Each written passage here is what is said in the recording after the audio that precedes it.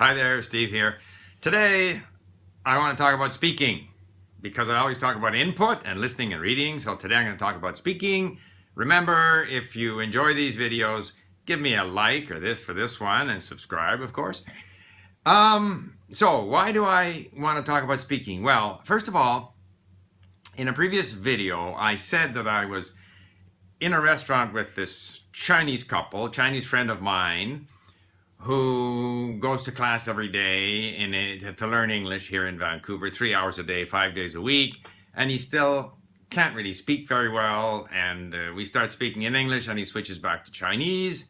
So I mentioned that, then I mentioned the fact that as I'm leaving the restaurant, there was a table of Iranians, and I struggled to say anything in Persian, although, I know I can say things in Persian. I froze, couldn't say anything, and explained almost as an excuse that I've been learning Turkish. So thereupon, one of them said, I speak Turkish, what can you say in Turkish? And I couldn't say anything either. So someone commented here on the comments below that video, sort of saying, well, Steve, you spent so much time learning Persian and you can't say anything. And he said that he, after 1 or 2 weeks, can speak Cambodian and all these other Asian languages. So what's the matter with you? So the issue of speaking, obviously, if your goal is to be able to say something as soon as possible, you can do that. You can, within a couple of weeks, say something. It has been my experience that you can't say very much and you don't understand very much of what comes back at you. So to me, the issue always is not so much what can I say after a week or two, it's what can I say after 6 months or a year. In other words, can I engage in a meaningful conversation with people where I understand a wide variety of subjects? Potentially, I have a lot of words that I can draw on. I may not find them all when I need them, but potentially I can get to where I can engage in meaningful conversations. That's my goal. So therefore, what I can say after 3 months, after 2 weeks, is not so important to me. Second of all, I do get criticized, why do you spend, X amount of time on Arabic, and then next thing you're doing Persian, and then you're doing Turkish, and then you can't speak Persian when you're suddenly challenged to say something in Persian. But this is another thing. My sort of input-based learning is basically creating the potential to be able to speak meaningfully. Everything that I have done in Arabic and Persian is with me. I haven't lost that. Not only do I have it somewhere in my brain, but furthermore, I have it in all of my content at link, in all of my mini stories, which I can go back to. That almost represents sort of like an external hard drive where I park things that are part of my learning process that I can go back to very quickly, refresh, and improve on. It's part of all of the sort of potential in the language that I have invested in. You have to invest up front in the ability to speak well in the long run.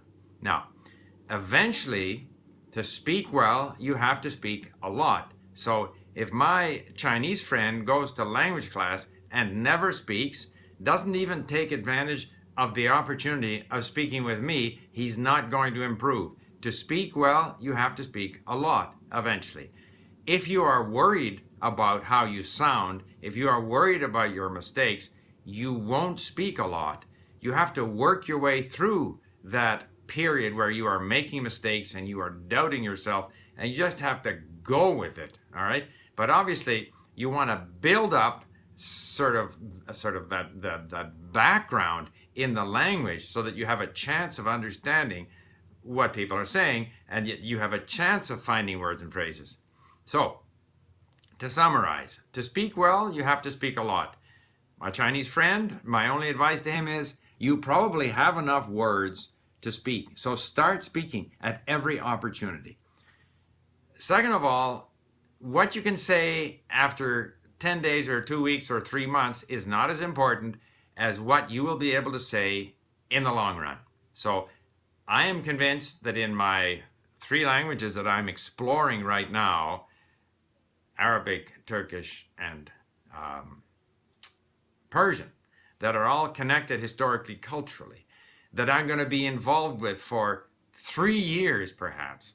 I have the goal of being able to read and listen and engage people in conversations on a variety of subjects in these 3 languages as my ultimate goal. So I don't really care that much if in some random encounter in a restaurant I struggle to say something. So short term versus long term, the sort of fundamental activity in order to get that language in you is still listening and reading.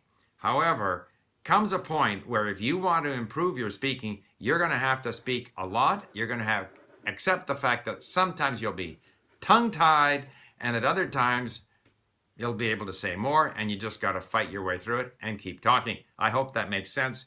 By the way, I'm still not sure where I'm supposed to look in my iPhone to make sure that I show up in the middle of the screen. We'll see what happens on this one. What else was I going to say? Oh yeah, one other thing. I will have my first Turkish conversation tomorrow with a tutor here at Link. One of the content items that I was using at Link is some tutor reports with sort of Reinhardt, one of our Link members, speaking to his Turkish tutor. And they talk about a variety of things that relate to Reinhardt's experience as a teacher in Austria. I found these very good because it's interesting to eavesdrop on Reinhardt and his conversation with his tutor. The content consists of full sentences and full phrases. The voice of the Turkish narrator is extremely pleasant to listen to. I find this very useful learning content for beginners.